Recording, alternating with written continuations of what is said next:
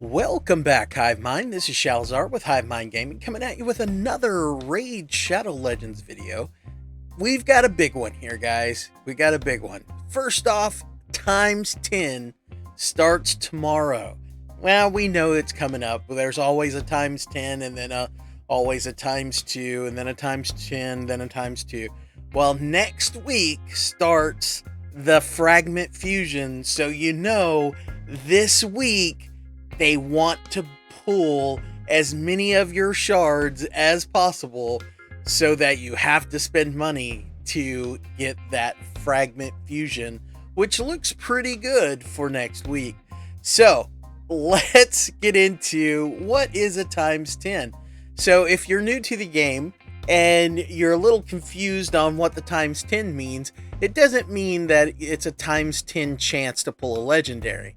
No, that's not what that means. What this means is, it's if you pull a legendary, then there's a 10 times chance to pull the specific legendary and epics that are mentioned in that times 10 event. With that being said, let's get into the 8 champs they are bringing in to this times 10. First off, Barbarians, pretty solid champ. Sky Touch Shaman, yeah, she's pretty amazing. Her art style is kind of awesome. She's pretty stellar. She's a very hard to use champion, as in like getting her set up just right. So check out some of the content creator, if you pull her, check out some of the content creator videos on her, because she is a solid champ. So let's see, next is going to be from the Lizardmen. It's going to be Quirking the Crown. Pretty good champ. So if you don't have a Duchess, this is a way to, or there's a lot of champs that do it now, but this is a way to protect your damage dealers by putting Perfect Veil on them or buffing your tanks so that they take less damage. So the cool part is you can actually set your team up to where you choose the target of your opponent. So for instance, his A3 places a Perfect Veil buff and a 50% increased attack buff for 2 turns on all allies whose attack is higher than their defense. So if all of your champions have a higher attack rather than defense, except for one, then all of them get Perfect Veil, meaning the one guy who doesn't, who's your tank, let's say your Tormund or someone like that, someone you want them to attack, then everybody gets veiled but that person. So like Duchess, where Duchess veils everyone but herself, so you have to attack Duchess. This one is everyone's veiled except for your tank, and then your tank is the one that they have to attack. So pretty stellar ability. And then also places a 60% increased defense buff for 2 turns and a block debuffs buff for 1 turn on all allies whose defense is higher than their attack. So again, that would be your tank. So your everyone's gonna get a veil, but your tank's gonna get a block debuffs and an increased defense. So pretty darn cool. Not a Duchess, I'll give you that, not a Duchess, but pretty darn cool either way. All right, next is going to be in the Demon Spawn. Man, I wish I had her. I'm assuming it's a her because it looks like a her in some instances, but I don't know. Whatever it is. I probably shouldn't have assumed its gender. Yeah. Anyway, Pretty solid. Probably one of the best epic spider champs in the game. I mean, just really good. Just really good spider champ. And with level 25 dungeons coming out, it's gonna be a solid champ to help you through that. So if you're going to pull shards and you don't have this demon spawn yet, then good luck, because yeah. All right, last but not least, the man of the hour, Maneater. If you don't have a Maneater, now's the time to get him. This is definitely someone I would pull shards for if I didn't already have 3 of them. So definitely a game changer. If you have 1, he is gonna be solid for clan boss. If you have 2, yeah, I mean you're in Ultra Nightmare range just by owning him. I think's how that works. Just by pulling the shard, you just like ding, you automatically level up to Ultra Nightmare. It's pretty bizarre how that works. But anyway, yeah, so if you don't own this guy, it might be time to pull some shards, because this guy's a game changer when it comes to clan boss, for sure. All right, that's the 4 epic. Now let's get into the 4 legendaries. We've got 2 from the Banner Lords. The first is going to be Cethalia. Really good, all around, just good.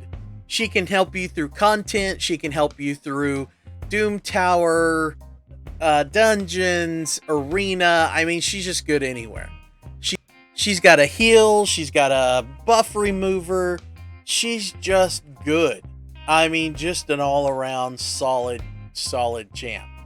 So, if you don't have her, I mean, she might be worth pulling for. And then we've got Mania.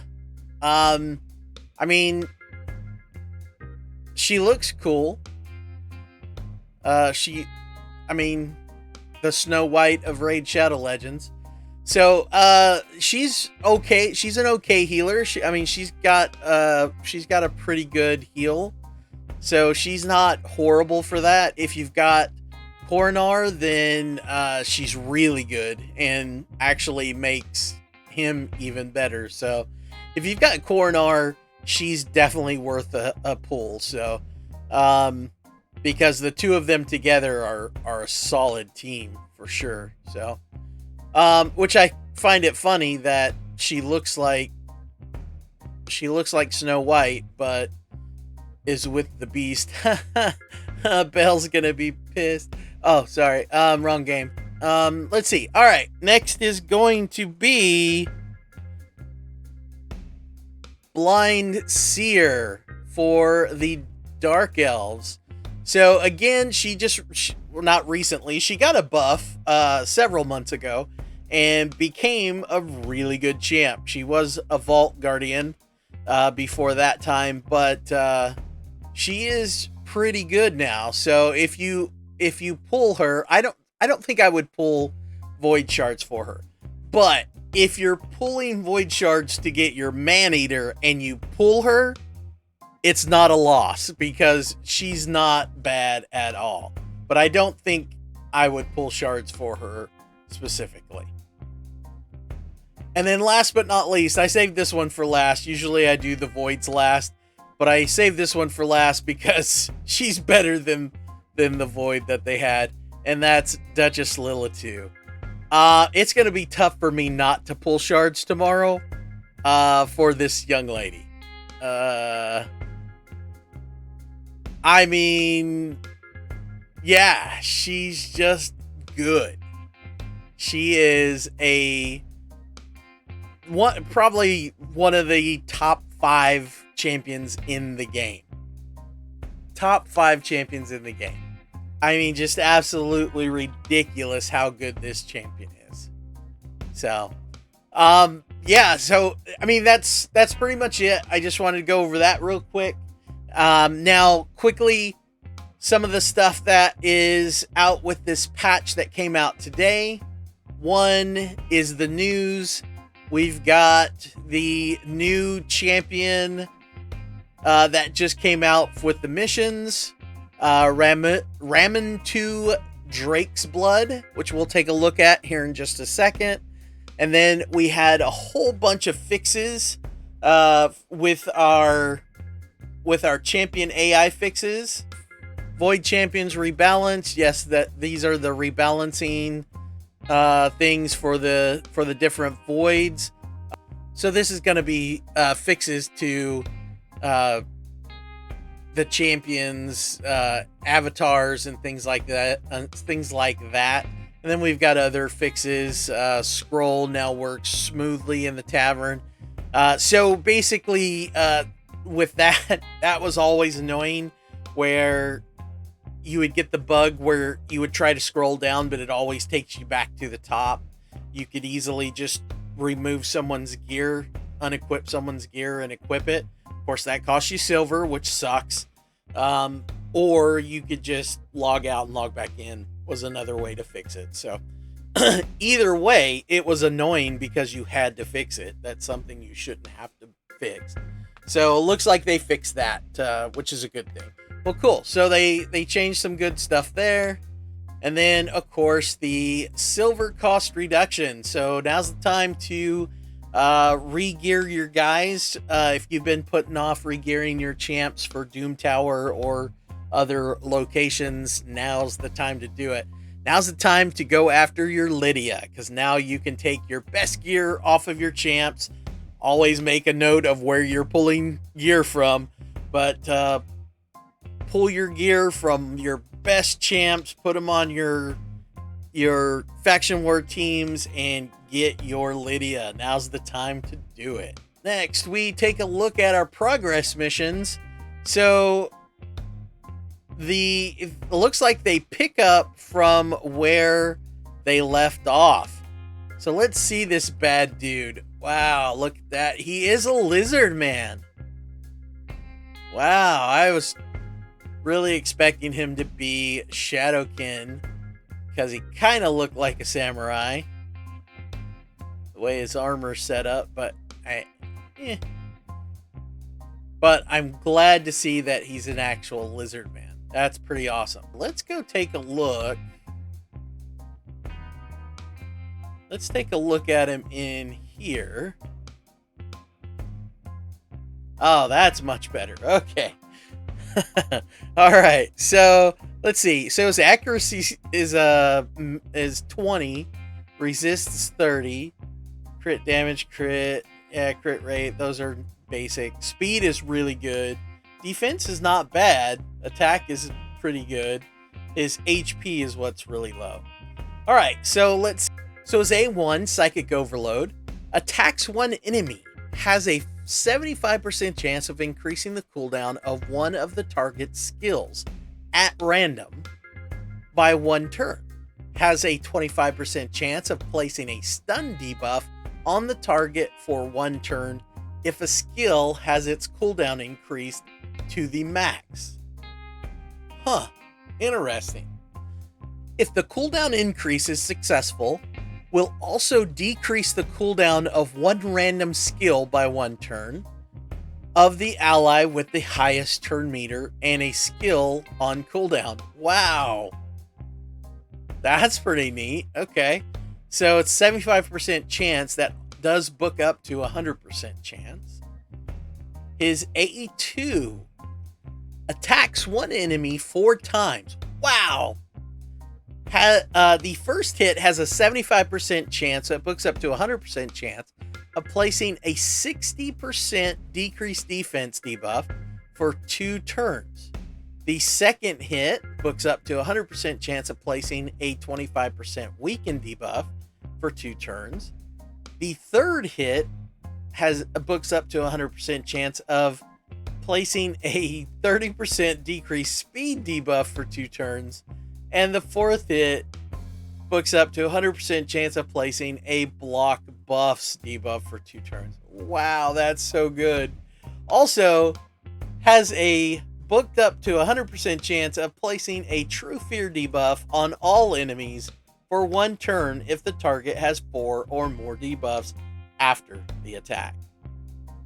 That is pretty cool. Why he doesn't just place them all, I don't know, but I mean the fact that each hit has that, I don't know. That's pretty neat.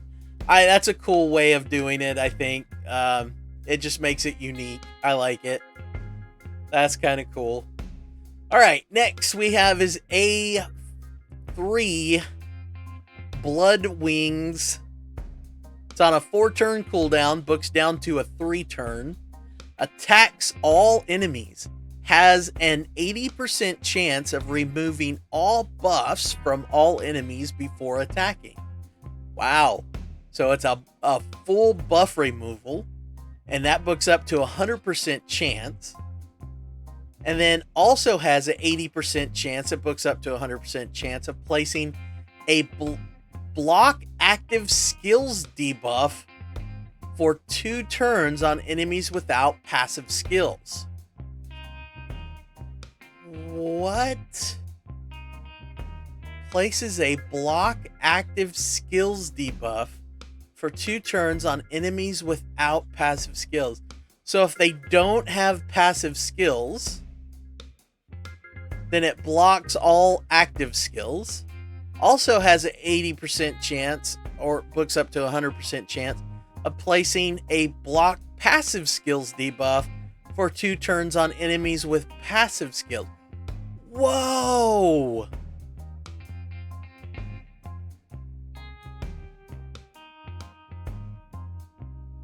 Wow. That's crazy. Oh, cool. Check out the new icons they have. A lock and looks like handcuffs. Nice. That's pretty cool. And on a 3-turn cooldown.